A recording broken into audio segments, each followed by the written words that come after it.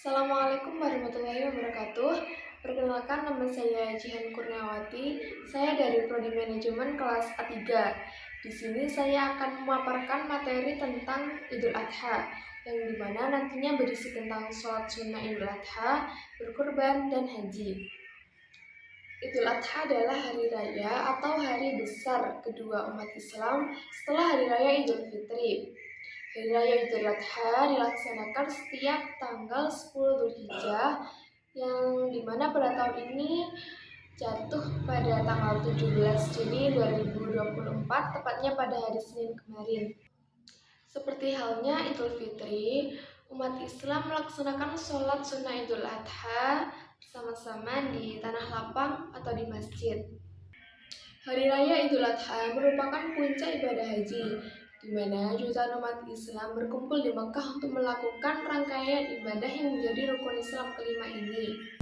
Bagi Anda yang belum mampu melaksanakan ibadah haji, maka berkurban adalah salah satu cara untuk mendekatkan diri kepada Allah pada saat Hari Raya Idul Adha. Berkurban menjadi amalan utama Idul Adha dengan cara melakukan penyembelihan hewan kurban, yaitu sapi, unta, dan kambing. Berikut penjelasan lebih detail tentang Idul Adha. Diawali dengan tradisi takbiran pada malam sebelum sholat Id. Tradisi takbiran adalah perayaan yang dilakukan oleh umat muslim untuk menyambut Hari Raya Idul Fitri atau Idul Adha. Takbiran dilakukan dengan mengumandangkan takbir, yaitu kalimat Allahu Akbar, yang berarti Allah Maha Besar, serta kalimat pujian dan pengagungan lainnya kepada Allah. Takbiran biasanya dilakukan pada malam sebelum Hari Raya Idul Fitri atau Idul Adha. Orang-orang berkumpul di masjid, musola, atau di rumah masing-masing untuk mengumandangkan takbir secara bersama-sama. Di daerah saya, takbiran dilakukan dengan arak-arakan atau pawai. Orang-orang berjalan berkeliling desa sambil mengumandangkan takbir. Mereka sering membawa obor, lampion, atau alat musik tradisional seperti beduk untuk merapaikan suasana. Suasana takbiran biasanya sangat meriah. Lampu-lampu hias dan dekorasi khusus dipasang untuk memperindah lingkungan. Di kota-kota besar, takbiran sering diadakan dengan skala yang lebih besar. Hal ini melibatkan banyak komunitas dan organisasi. Takbiran juga menjadi momen untuk mempererat kebersamaan antar umat muslim. Orang-orang saling berkunjung dan berkumpul, menciptakan suasana kekeluargaan dan persaudaraan. Setiap daerah di Indonesia memiliki cara unik dalam merayakan takbiran, mencerminkan kekayaan budaya dan tradisi lokal. Misalnya, di beberapa daerah Jawa, takbiran bisa disertai dengan tradisi membunyikan meriam atau petasan. Tradisi takbiran mencerminkan rasa syukur, kebersamaan, dan kegembiraan umat muslim dalam menyambut hari besar keagamaan, yaitu Hari Raya Idul Fitri dan Idul Adha. Dilanjutkan dengan sholat Idul Adha. Sholat Idul Adha adalah sholat sunnah yang dilaksanakan pada Hari Raya Idul Adha, tepatnya pada tanggal 10 Dzulhijjah dalam kalender Hijriah. Idul Adha juga dikenal sebagai Hari Raya Kurban, di mana umat Islam yang mampu dianjurkan untuk menyembelih hewan kurban seperti kambing, sapi, atau unta sebagai bentuk kepatuhan dan rasa syukur kepada Allah. Sholat Idul Adha dilakukan pada pagi hari tanggal 10 Dzulhijjah setelah matahari terbit dan sebelum waktu zuhur. Sholat Idul Adha hukumnya sunnah muakkadah, yang berarti sunnah yang sangat dianjurkan bagi laki-laki dan perempuan. Berikut tata cara sholat Idul Adha. Yang pertama, diawali dengan niat sholat Idul Adha. Yang kedua, diikuti dengan membaca doa iftitah. Yang ketiga, membaca takbir. Pada rakaat pertama, dilakukan takbir sebanyak 7 kali setelah takbiratul ihram. Dan pada rakaat kedua, dilakukan takbir 5 kali setelah bangkit dari sujud. Yang keempat, membaca surat. Setelah takbir, dibacakan Al-Fatihah dan surat pendek. Rakaat pertama biasanya dibacakan surat Al-A'la atau surat lainnya. Dan di rakaat kedua biasanya dibacakan surat Al-Ghasyiyah atau surat yang lainnya. Yang kelima, ruku, i'tidal, dan sujud. Dilakukan seperti sholat biasa, mengikuti gerakan dan bacaan yang sama. Yang keenam, tasyahud akhir dan salam. Setelah 2 rakaat, diakhiri dengan tasyahud akhir dan salam. Selanjutnya, yaitu khutbah pada saat Idul Adha. Setelah sholat, dilanjutkan dengan khutbah. Khutbah Idul Adha biasanya berisi nasihat, pengajaran tentang makna kurban, serta pengingat untuk meningkatkan ketakwaan dan ketaatan kepada Allah. Sholat Idul Adha adalah momen untuk memperingati ketaatan Nabi Ibrahim dan Nabi Ismail kepada Allah. Khutbah Idul Adha adalah pidato yang disampaikan oleh khatib setelah sholat Idul Adha. Khutbah ini berfungsi sebagai sarana dakwah untuk memberikan nasihat dan pengajaran kepada jamaah. Berikut struktur umum dan poin-poin yang biasanya disampaikan dalam khutbah Idul Adha. Yang pertama, pembukaan, yaitu berisi memuji Allah dengan membaca hamdalah, membaca sholawat atas Nabi Muhammad SAW, dan mengucap kalimat syahadat. Yang kedua, isi khutbah, yaitu berisi takbir, mengingatkan jamaah tentang makna dan pentingnya takbir pada hari raya. Selanjutnya, sejarah kurban, mengisahkan ketaatan Nabi Ibrahim alaihissalam dan Nabi Ismail alaihissalam dalam menjalankan perintah Allah untuk berkurban. Makna berkurban, menjelaskan makna spiritual dari kurban, yaitu ketaatan, pengorbanan, dan kepedulian terhadap sesama. Selanjutnya yaitu kepedulian sosial, mengingatkan jamaah tentang pentingnya berbagi dengan yang kurang mampu, terutama melalui pembagian daging kurban.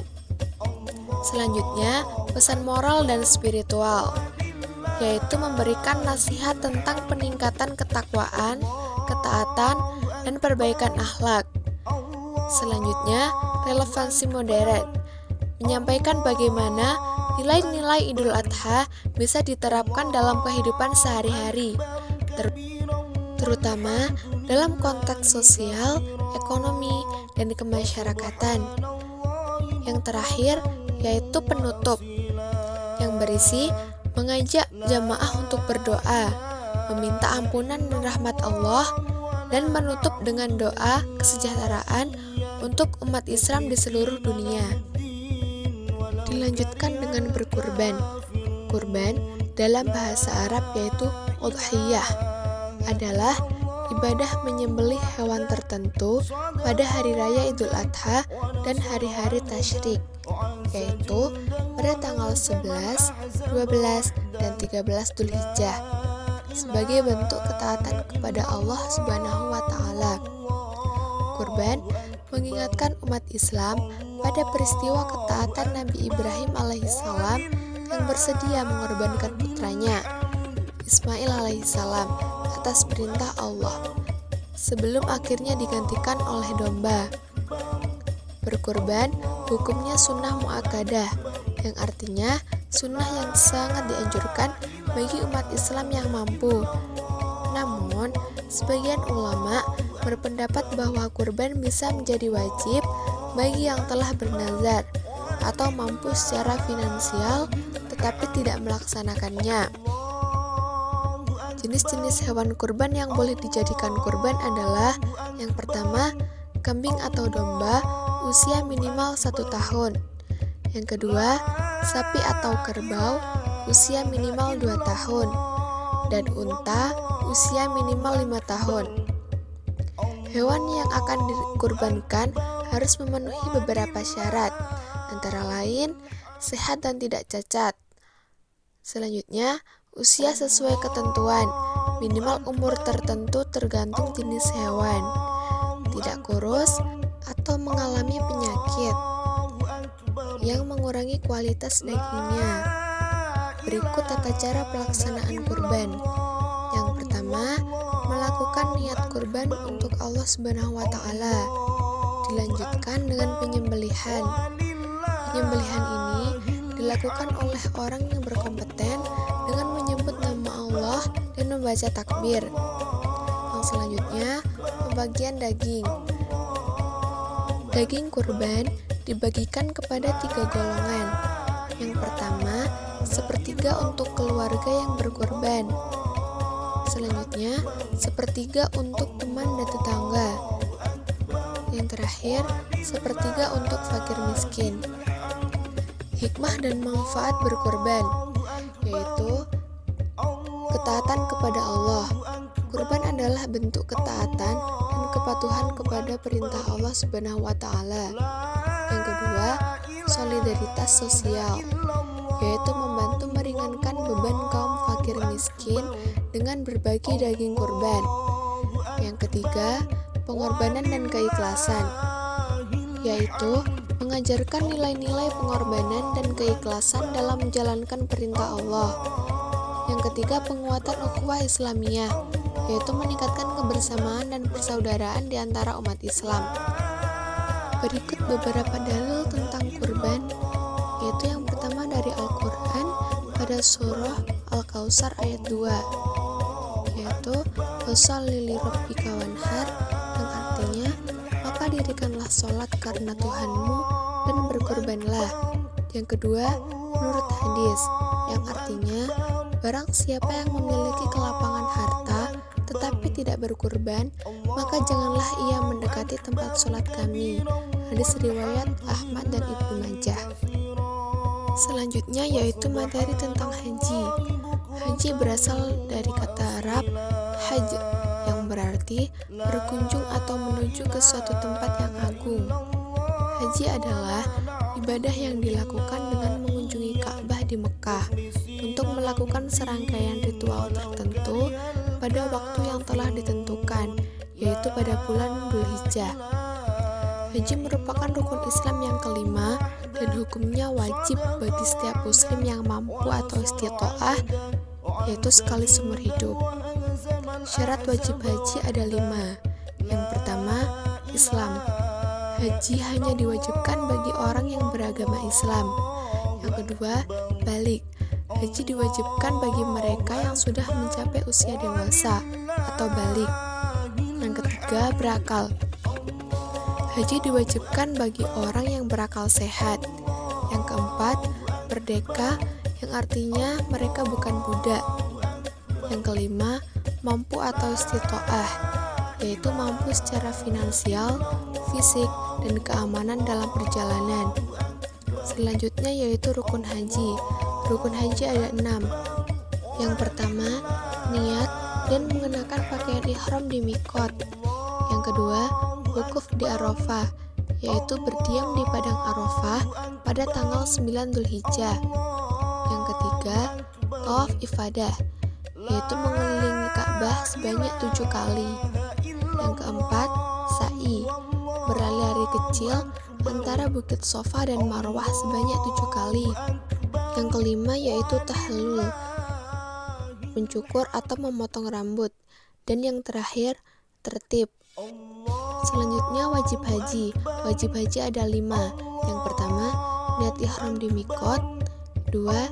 Mabit di Musdalifah. 3. Mabit di Mina. 4. Melempar jumroh.